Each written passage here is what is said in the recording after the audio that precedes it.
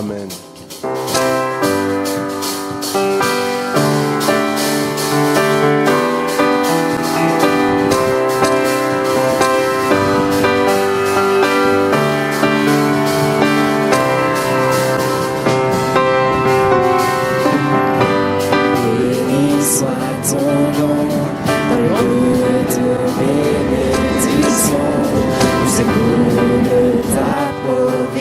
Ce matin, j'aimerais parler, comme c'est écrit, les injustices de Dieu. Et c'est une personne qui se trouve dans un grand désert. Dieu est-il injuste? C'est ce que nous allons voir ce matin. Bien sûr, vous avez déjà la réponse.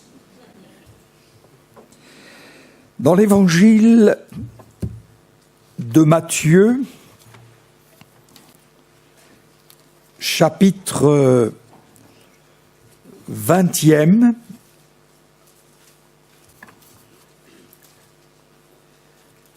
à partir du verset 1er,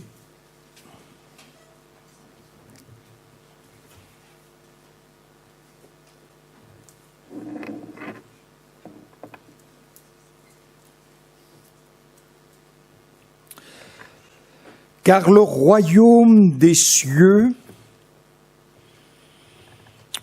ou le royaume de Dieu,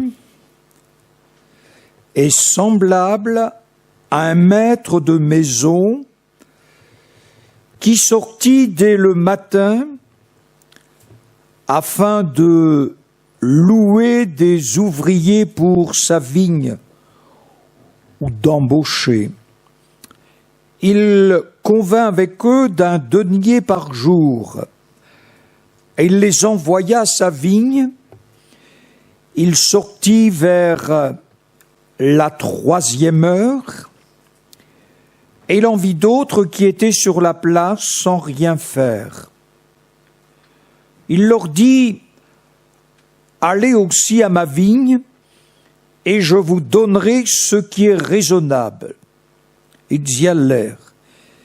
Il sortit de nouveau vers la 6e heure et vers la 9e, et il fit de même. Étant sorti vers la 11e heure, il en trouva d'autres qui étaient sur la place, et il leur dit: pourquoi vous tenez-vous ici toute la journée sans rien faire? Lui répondirent: c'est que personne ne nous a loués. Allez aussi à ma vigne, leur dit-il. Quand le soir fut venu, le maître de la vigne dit à son intendant: appelle les ouvriers et paie-leur leur salaire. En allant des derniers aux premiers, ceux de la 11e heure vinrent et reçurent chacun un denier. Les premiers vinrent ensuite, croyant recevoir davantage, mais ils reçurent aussi chacun un denier. En le recevant, ils murmurèrent contre le maître de la maison et dirent: ces derniers n'ont travaillé qu'1 heure, et tu les traites à l'égal de nous qui avons supporté la fatigue du jour et la chaleur. Il répondit à l'un d'eux: mon ami, je ne te fais pas tort. N'es-tu pas convenu avec moi d'un denier? Prends ce qui te revient et va-t'en. Je veux donner à ce dernier autant qu'à toi. Ne m'est-il pas permis de faire de mon bien ce que je veux? Ou vois-tu de mauvais œil? C'est le mauvais œil, c'est l'œil méchant. Que je sois bon. Ainsi, les derniers seront les premiers, et les premiers seront les derniers. Que le nom du Seigneur soit glorifié. Vous avez remarqué à notre lecture pourquoi j'ai choisi les injustices de Dieu, c'est suite à la réaction de quelques-uns. L'enseignement de Jésus, car le royaume des cieux, le royaume de Dieu est semblable à un maître de maison. Ce maître de la maison, qui est royaume de Dieu, c'est Dieu. Gardons à notre esprit que le maître de maison, c'est Dieu. Les uns les autres, nous codexons l'enseignement de Jésus sur la prière du Notre Père. Et dans cette prière, Notre Père qui est aux cieux, que ton nom soit sanctifié, que ton règne vienne. Que ton règne vienne, c'est du futur. Et nous ne sommes pas encore dans le règne de Dieu, mais néanmoins, là, Jésus parle non point au futur, mais au présent. Il s'adresse à nous dès aujourd'hui, et pour aujourd'hui, le royaume de Dieu est au présent. Qu'est-ce que le royaume de Dieu? Paul dit aux Romains, chapitre 4, verset 17, le royaume de Dieu, ce n'est pas le manger et le boire, mais la justice, la paix et la joie par le Saint-Esprit. Et c'est là notre préoccupation. Est-ce que je connais la justice de Dieu, la paix de Dieu et la joie de Dieu? C'est la préoccupation de Dieu. Ce maître, le maître de la maison, qui est royaume de Dieu, c'est Dieu. Et la vigne est autour de cette maison, dans ce royaume. Pour nous, c'est peut-être plus facile à comprendre, parce que nous sommes dans le pays du vignoble. Et vous avez remarqué que bien des demeures des vignobles, les vignes sont parfois autour de la maison. Plus facile à comprendre pour nous. Donc, le maître de la maison a sa vigne autour de sa maison. Et la Bible nous dit qu'il quitte sa maison dès le matin. Dès le matin, cela veut dire vers 5h, 5h15, et il se rend sur la place publique pour louer des ouvriers, pour les embaucher, pour les envoyer dans sa vigne. Je ne suis pas vigneron, mais je n'ai jamais travaillé au vignoble, mais ça doit être agréable, soit émonder, soit cueillir les fruits, enfin travailler à la vigne du Seigneur. Ce n'est pas un travail désagréable comme tout autre travail. Alors il arrive avant 6 heures. Pourquoi avant 6 heures? Parce que c'est le commencement de la journée. Commencer à cette époque à 6 heures le matin et on terminait la journée à 12 heures.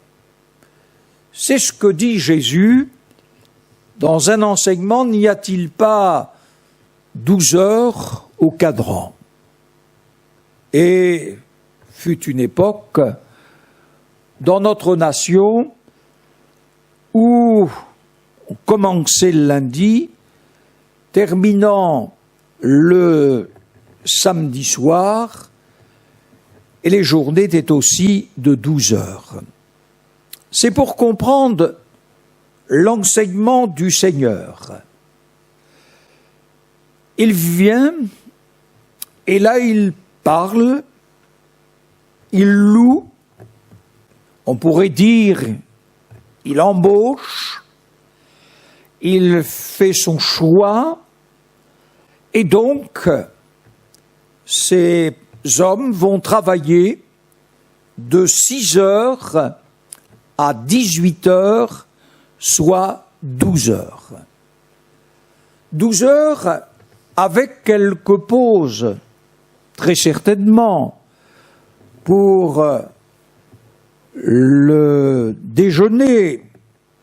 Et puis ensuite, il y a un contrat verbal, c'est en réalité 1 denier par jour. C'était donc le salaire. Les négociations étaient impossibles, 1 denier par jour. Et on retrouve cela dans la parole de Dieu. Et puis, la Bible dit qu'il les a envoyés, et c'est Dieu qui envoie dans sa vigne. Le temps nous manque, mais on retrouve ce verbe envoyer, ou Dieu envoie, dans sa vigne. C'est donc un privilège d'aller travailler dans sa vigne, d'être envoyé par Dieu dans la vigne.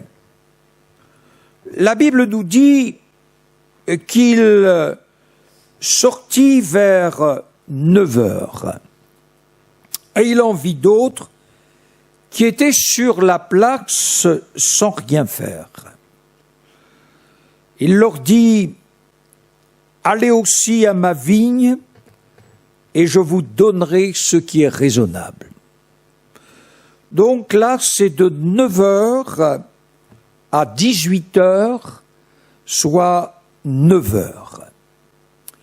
Il n'est pas fait mention d'un denier, mais ceux qui vont aller à la vigne savent que c'est une journée de 9 heures. 12 heures, 12 heures.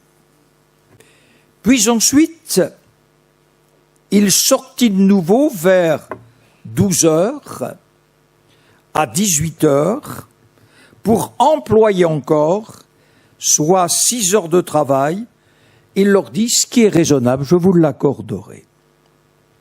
Puis, il sortit de nouveau de 15 heures à 18 heures, soit 3 heures de travail, ce qui est raisonnable. Il embauche. Il embauche. Et allez à ma vigne. Puis, étant sorti vers la 11e heure, c'est-à-dire vers 17 heures, il en trouva d'autres qui étaient sur la place et leur dit, « Pourquoi vous tenez-vous ici toute la journée sans rien faire ?»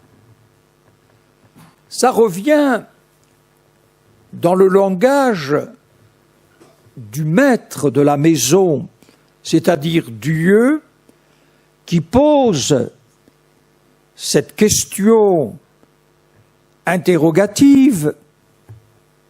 Pourquoi vous tenez-vous là toute la journée sans rien faire. Sans rien faire. C'est que personne ne nous a loués, c'est que personne ne nous a embauchés. Allez aussi à ma vigne de 17h à 18h, soit 1 heure, mais sans promesse de ce qui est raisonnable. Quand on regarde, la Bible ne nous révèle pas le nombre d'hommes, mais il y a un accord entre les ouvriers et le maître. Cela faisait du nombre, et je crois qu'ils ont considéré que c'était un privilège de pouvoir être envoyé par le maître dans sa vigne, et c'était une joie. Et je crois, bien-aimés, nous sommes tous au service de Dieu. Le jour de notre baptême par immersion, la question nous fut posée dans notre profession de foi si nous nous engagions à le suivre. Et par la grâce de Dieu, nous nous sommes engagés, nous sommes restés fidèles à ce baptême par immersion. Mais non seulement nous nous sommes engagés à le suivre, mais aussi à le servir.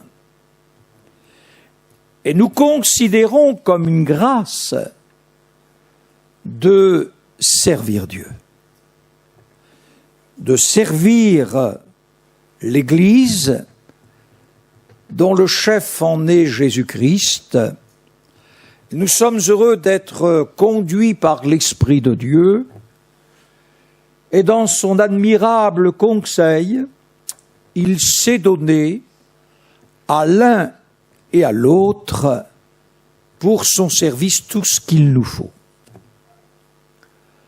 Les enfants aussi sont invités à servir le Seigneur et ils le servent.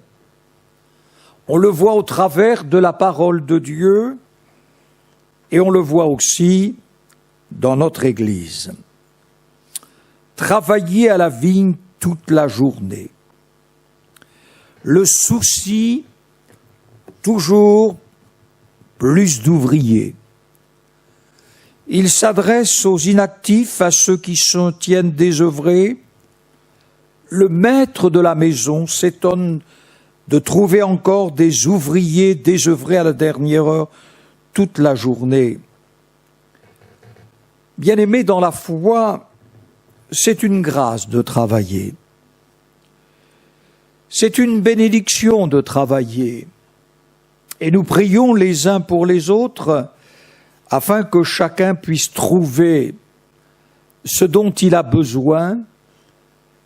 Et beaucoup pourraient dire ce matin que Dieu les a bénis, que Dieu leur a donné une réussite, leur a donné du travail. C'est une grâce de pouvoir travailler. C'est une bénédiction. Dans les échanges avec bien des personnes qui sont sans rien faire, qui expriment leur désarroi, n'arrivent pas à trouver du travail. Je suis découragé. C'est humiliant, c'est déshonorant.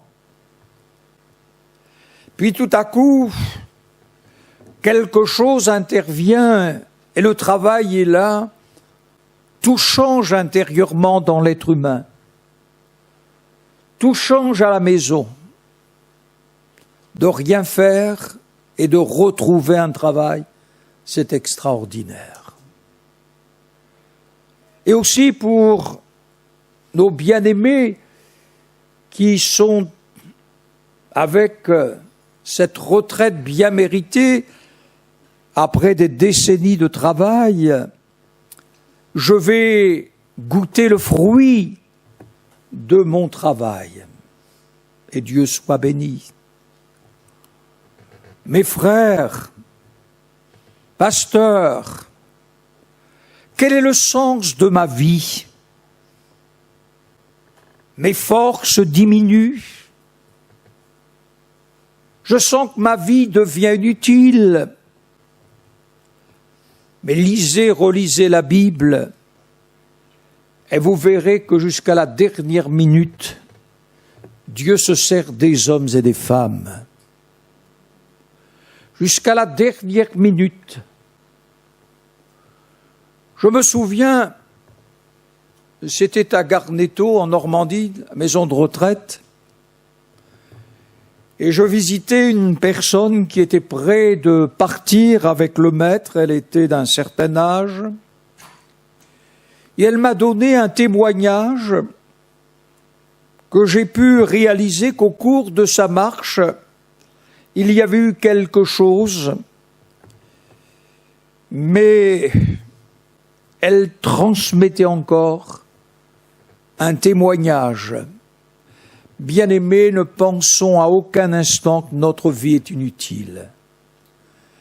Elle est utile. Utile aux yeux de Dieu. Utile à l'égard de notre prochain. Ne vous laissez pas influencer par cette voie où ma vie est inutile. La joie d'être au service, d'être embauché, la joie de travailler à la maison, à la vie professionnelle, à l'église.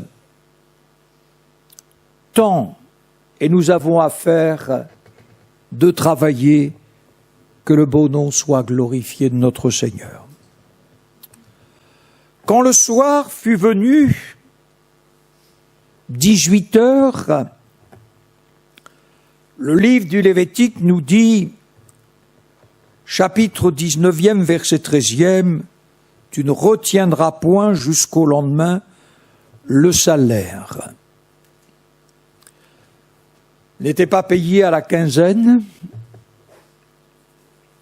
ni au mois, mais chaque soir. C'est ce que la Bible enseigne et c'est ce qui se passait. Le maître de la maison, qui est Dieu, dit à son intendant, appelle les ouvriers. La journée était finie. Et là, c'était le salaire. Comme disent nos frères africains ou nos sœurs sur le continent, voilà, mon mari a ramené l'argent pour la sauce. Ça veut dire, je peux acheter la sauce. Et nous pouvons aussi acheter. Et quand le soir fut venu, le maître dit de la maison, appelle les ouvriers et paie-les, donne-leur le salaire, en allant des derniers aux premiers. Nous aurions fait le contraire. Mais Dieu, lui, il fait autrement. Et c'est ceux de la 11e heure qui arrivent, qui en réalité une heure de travail. Et sur votre lieu de travail, si votre employeur, votre chef, l'intendant, faisait cela devant vous, déjà, je suis sûr que vous ne montrez pas votre feuille de paie à votre prochain, hein, aux collègues, très certainement. Peu importe, c'est pas là. Mais c'est pour montrer que ça, c'est d'une manière visible. Tout le monde voit et tout le monde entend. Une heure de travail, sans aucune promesse à l'embauche. Et celui qui est le premier de la 11e heure, il touche 1 denier. devez être content quand même. J'ai travaillé 1 heure et j'ai eu 1 denier. La joie s'exprimait. Et les premiers vinrent aussi, et dans leur cœur, croyant recevoir davantage. Et si j'avais été là, j'aurais cru aussi que j'aurais reçu davantage. Après tout, on a le droit de penser quand même. La justice. Mais la Bible dit, ils reçurent chacun 1 denier. Et à peine reçu ce 1 denier, c'est là pourquoi j'ai dit les injustices de Dieu, c'est pas que Dieu soit injuste, parce qu'il est juste dans toutes ses voies, mais que ses ouvriers montrent que Dieu est injuste. Mais Dieu n'est pas injuste. Il est juste dans toutes ses décisions. Jamais il ne se trompe et jamais il ne s'est trompé. Et la Bible dit qu'ils murmurèrent contre le maître de la maison, non point contre l'intendant. Les injustices. Arrêtons-nous quelques secondes sur les injustices. Peut-être qu'il y a des enfants qui considèrent Dieu comme un injuste. Un jour, je faisais une réunion dans une maison, ou plutôt je rendais visite, et ça s'est terminé en réunion. Il y a eu la grâce de Dieu qui est descendue d'une manière particulière. Et j'ai vu une femme s'effondrer en larmes. Et cette femme, je ne la connaissais pas. Et puis, quand j'ai été amené à prier pour elle, dans ce temps de visitation, cette femme était chargée et elle voulait mettre fin à sa vie. Une autre femme s'est aussi effondrée en larmes. Et il y avait aussi quelques hommes qui étaient là s'effondrant. Il n'y a pas que les femmes. L'être humain s'effondre devant Dieu. Et j'étais content en repartant, bénissant Dieu de tout mon cœur. Puis, quand j'ai revu cette jeune femme, elle me dit, j'étais en colère contre Dieu. J'avais un procès avec Dieu. Et j'ai écouté son procès avec Dieu et contre Dieu. Et j'ai écouté son injustice contre Dieu.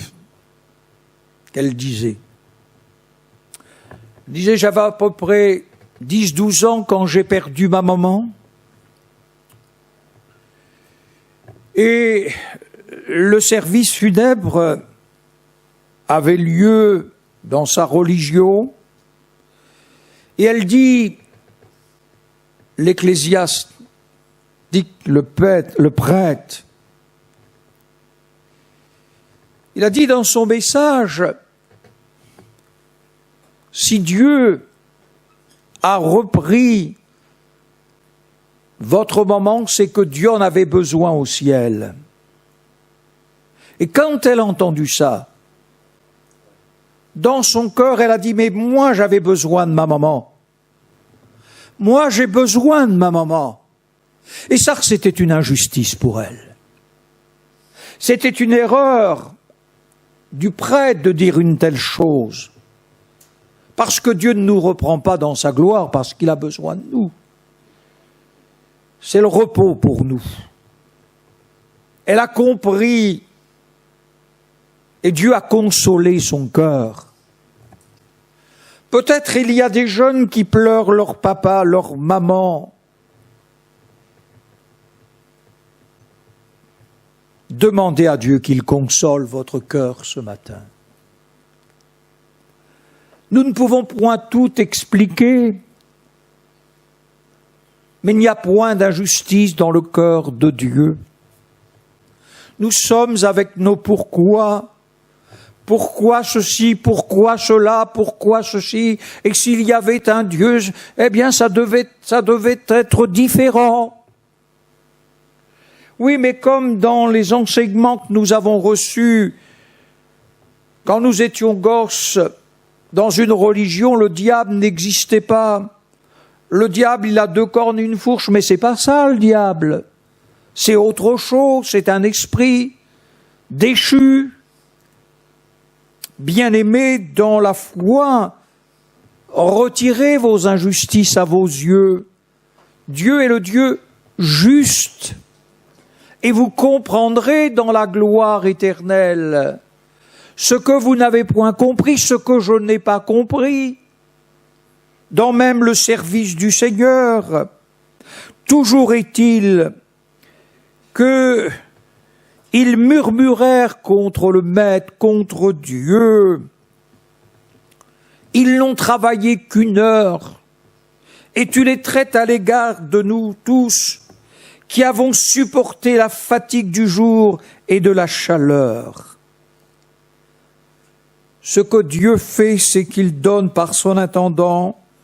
Chaque ouvrier reçoit son salaire à part égale.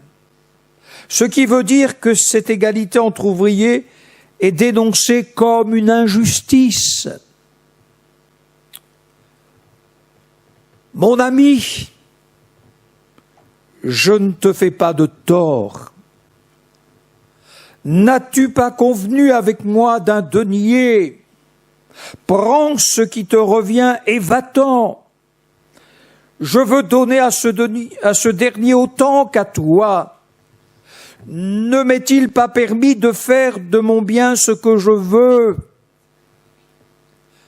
C'est le maître de la maison qui parle. Et le regard et l'enseignement de Jésus dénoncent le regard porté sur la bonté de Dieu, qui est égale pour tous. Et Dieu donne à chacun et à chacune le même pardon, la même faveur, la même égalité. Dans le cœur de Dieu, il n'y a plus ni premier ni dernier. Il va ajouter, où vois-tu de mauvais œil que je sois bon? Le mauvais œil, dans toute la Bible, c'est l'œil méchant. Vous vous souvenez de Saül, le roi, à l'égard de David, ce jeune ado de 17 ans, qui jouait très bien de la musique. Et quand le roi Saül était dans son délire, il venait l'apaiser. Et la Bible nous dit qu'il regarda d'un mauvais œil, c'est-à-dire d'un œil méchant, et son œil était destructeur.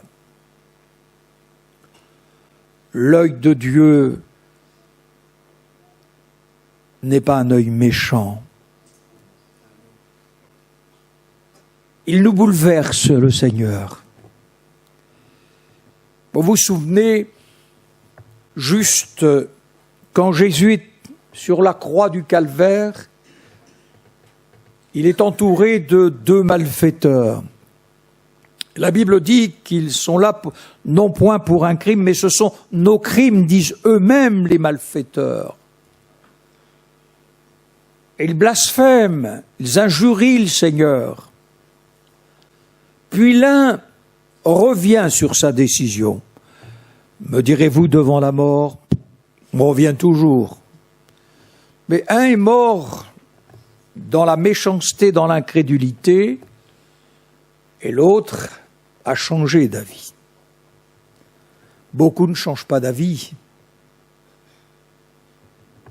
Mais Dieu soit béni pour ceux qui changent d'avis dans le bon sens.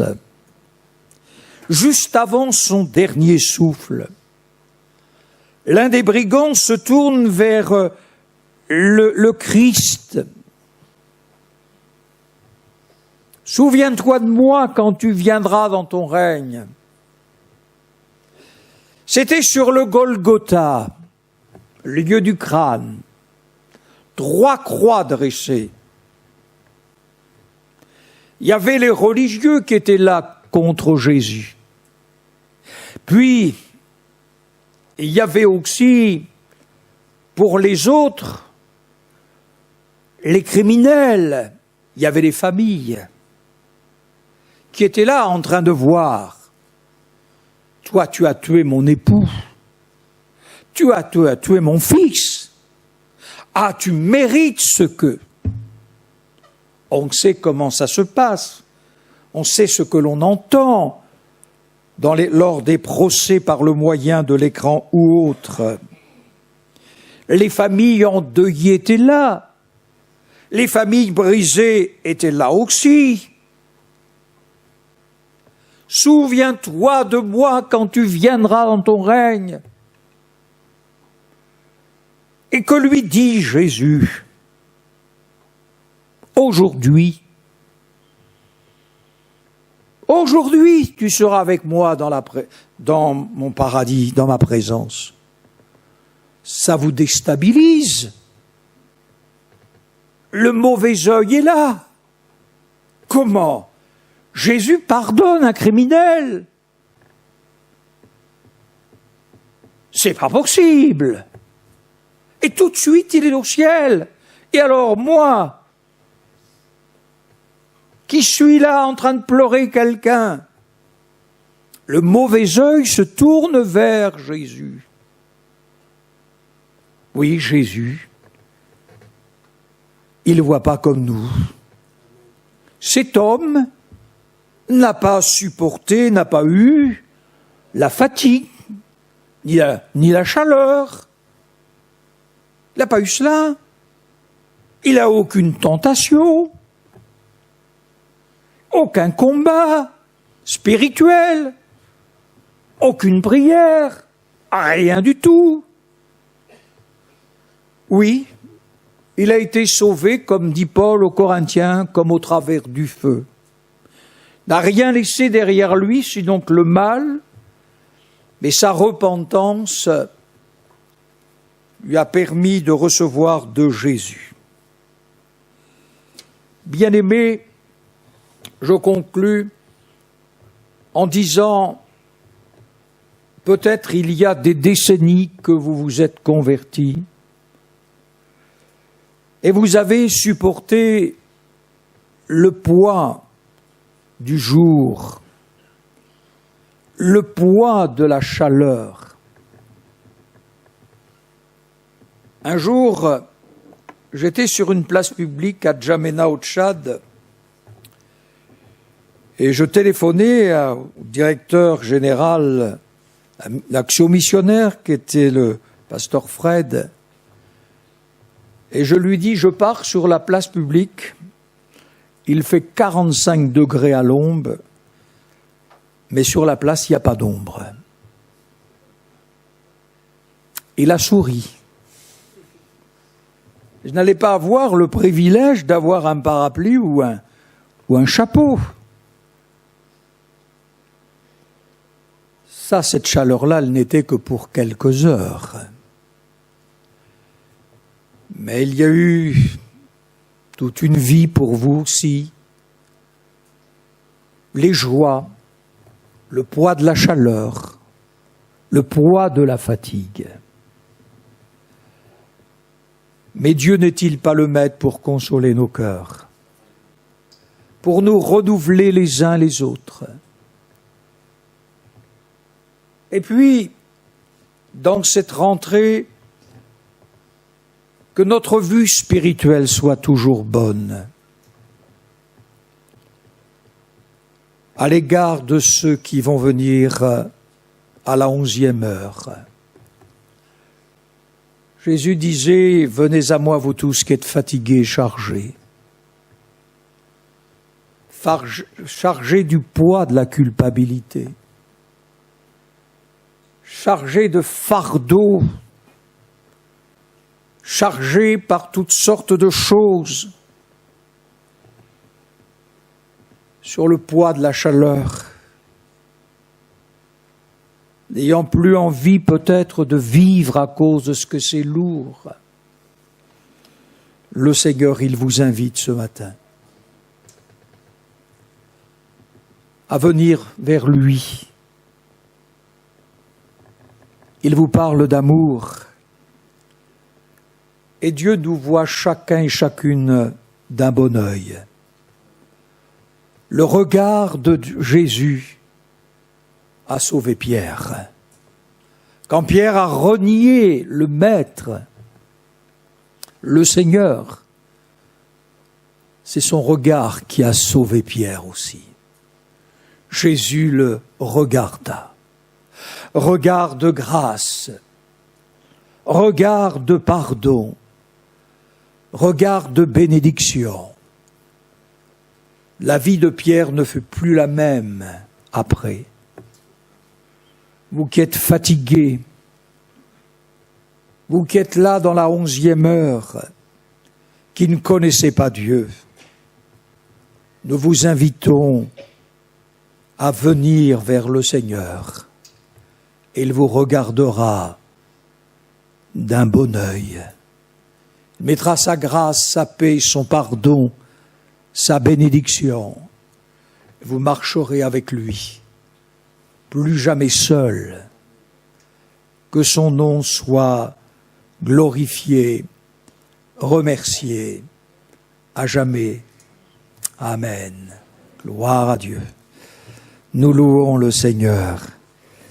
Si quelqu'un a besoin de la grâce de Dieu, vous pouvez vous lever à votre place. Nous sommes dans le recueillement. Gloire à Dieu. Merci Seigneur. Gloire à toi. Si quelqu'un a besoin du Seigneur, de s'approcher du Seigneur, levez-vous à votre place. Et nous allons prier pour vous. Et après, nous chanterons la gloire de Dieu. Sois béni, Seigneur. Notre Père céleste, nous te remercions de nous regarder de ton ciel de gloire avec compassion et amour. Te remercions parce que tu as prouvé ton amour en donnant Jésus-Christ, ton Fils, qui est mort, mais qui est ressuscité d'entre les morts. Visite-nous par la puissance de ton Esprit Saint. Guéris les cœurs, pardonne et donne un renouvellement, un souffle divin. Et ensemble, nous te bénissons. Amen. Amen. Vous pouvez prendre place.